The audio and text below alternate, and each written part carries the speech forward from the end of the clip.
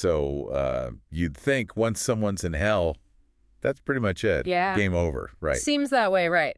But turns out, maybe not. Yeah, no kidding. We are taking a deep dive today into a story that throws a real curveball at those assumptions. That's an understatement. We're talking about Emperor Trajan, Wow. a pope with some serious prayer game and a one-way ticket out of hell. Wow. At least according to this article you shared. And let's not forget, this article, the best argument for the papacy. Right. It comes from an Orthodox perspective, which makes the whole thing even more interesting. Right. You mentioned being fascinated by orthodoxy.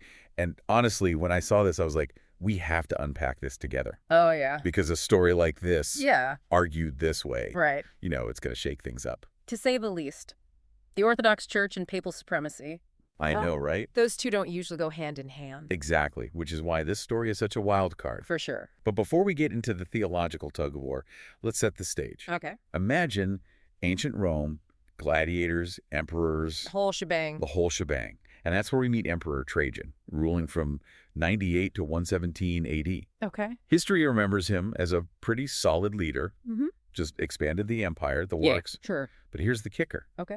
Trajan was a pagan, Interesting. not a Christian. Which makes his supposed afterlife journey all the more surprising. You got that right? Yeah.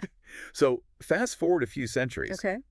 Enter Pope Gregory I, a.k.a. Gregory the Great, big cheese in the Catholic Church. Big cheese. Think early church doctrine, shaping the faith as we know it. A pivotal figure, for sure.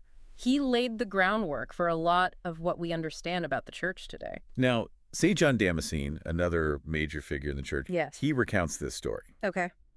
Apparently, Pope Gregory was pretty torn up about Trajan's likely fate in the afterlife. Right. I mean, pagans, remember. Not exactly a direct flight to heaven. Yeah. So Gregory does what popes do. He prays. Okay. And not just a casual bless me, Father kind of prayer, Right. but a full-on knock on heaven's door intercession for Trajan's soul. Talk about going above and beyond for a guy who'd been dead for centuries. I know, right? I'm guessing these weren't your typical Sunday service prayers. Right. And the story goes that through Gregory's intense prayer, a miracle happens. Okay. Trajan gets a get-out-of-hell-free card, What? a one-way ticket straight up. Yeah. Okay, detour might be an understatement. Right. That's more like a cosmic U-turn. This is where things get theologically messy for both Orthodox and Catholic traditions. For Catholics, this story, it brings up some really interesting questions Yeah. about papal infallibility, right? Yeah. We're talking about a pope, potentially, Right. negotiating a soul's salvation from hell. Uh-huh. That's some serious clout, Right. even if it's not exactly spelled out in the Bible. Definitely makes you wonder about the whole final answer thing when it comes to judgment, right? Exactly. Like, is it really the final answer? Plus, it brings up echoes of Origenism, Right. this early Christian idea about universal reconciliation, Right. basically that everyone eventually will be saved. Right. Now, that's a concept that has always ruffled some theological feathers, right? Okay, so we've got Catholic theologians scratching their heads. Yeah. But what about our Orthodox listeners? Yeah. This story's got to throw a wrench in their view of things, too. To put it mildly, Right. the Orthodox Church has a long history of pushing back on papal supremacy. Right.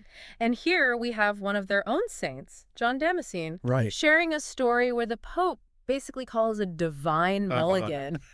I know, right? Yeah. It's kind of ironic. Talk about an awkward theological tangle. It's like the ultimate gotcha story, Yeah. but used to support the very idea they disagree with. Precisely. Wow. But our article author, Yeah. they don't shy away from the controversy. Why not? Instead, they point out a fascinating detail: Okay. Trajan's inherent love for justice. Okay. See, this quality, often associated with God, right? Right. Played a key role in their interpretation. Okay. It wasn't just Gregory's prayer alone. Right. It's something in Trajan himself. Yeah. His capacity for goodness that factored into his redemption. So it wasn't just a papal fast pass. Yeah. Like God saw something in Trajan, pagan or not, Right. that aligned with his own nature. You could say that. Okay. It implies that Trajan's salvation wasn't some Right. random act of divine intervention, Right. but almost like it was already part of a bigger plan, woven into the fabric of who Trajan was. Right.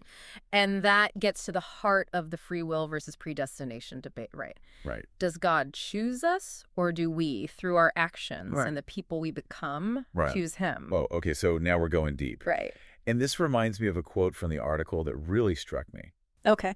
As Carl Schmitt noted in the field of political science, the exceptions to what is normative often reveal greater truths to the nature and functioning of a system than its normal operations. That's a powerful quote. Right. And so relevant here because Trajan's story, this exception to how we usually understand salvation, it forces us to re-examine some big questions. Right. What do we really know about divine justice? Yeah. About God's grace? And how does our understanding of prayer, especially intercession like Gregory's, Right. fit into all of this? Okay, so we've got this story, this exception to the rule, that really makes you think twice about what we think we know. Yeah. But what's the takeaway? What does it all mean, especially for someone like you interested in orthodoxy and its view of things? That's the million-dollar question, isn't it? You know, I don't think our author's trying to hand us a theological pamphlet on papal power here. It's more like they're using this story, Right. this almost unbelievable event, to kind of pry open a bigger conversation. So less about saying the Pope can literally get people out of hell, Right. and more about exploring the mysteries of salvation, That's right. how God interacts with us. Exactly. And what's really fascinating here is Yeah. how the author highlights Yeah. Trajan's inner qualities. Right. Remember, this wasn't just about Right. Gregory's prayer Mhm. or Trajan's worldly status. Right. It was something about Trajan's own character, his Yeah. love for justice, Right. that seemed to resonate with the divine. Almost like God saw a reflection of himself in Trajan, Right. even though Trajan wasn't following the right religion. It's a powerful idea. Yeah. It suggests that maybe the divine isn't Oh, right. confined to the walls of any Yeah. one religion or set of beliefs. Right. Perhaps God's grace has a way of Yeah. taking root in unexpected places, you know, Right. blossoming wherever there's even a glimmer of his own nature.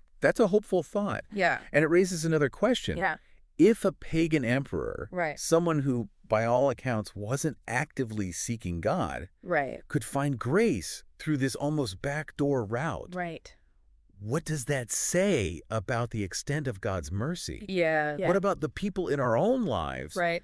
who might not fit neatly into our definitions of faith or salvation? It's a question worth wrestling with, for sure. And it Wow. speaks to the mystery at the heart of faith, doesn't it? This idea that maybe, just maybe, Right. God's love and forgiveness are bigger, Right. more expansive than we can fully grasp. It's a lot to ponder, but in a way it's incredibly reassuring too. Absolutely. And I think that's the beauty of these kinds of deep dives. Right. We don't always walk away with Right. easy answers, but we do get to explore these profound questions, Yeah. challenge our assumptions, Right. and maybe even glimpse a wider view of God's grace at work in the world. I like that. Yeah. It's not about checking off boxes, Right. but about recognizing the potential for the divine wherever it might appear. Precisely. And who knows, maybe that's the real takeaway from the story of Trajan and Gregory. Right. It's a reminder that God's love has a way of finding us in the most unexpected ways, Right. even perhaps in the depths of hell itself. Now there's something to think about. A huge thanks to you, listener's name, for sharing this article and sparking such a fascinating conversation. Yeah.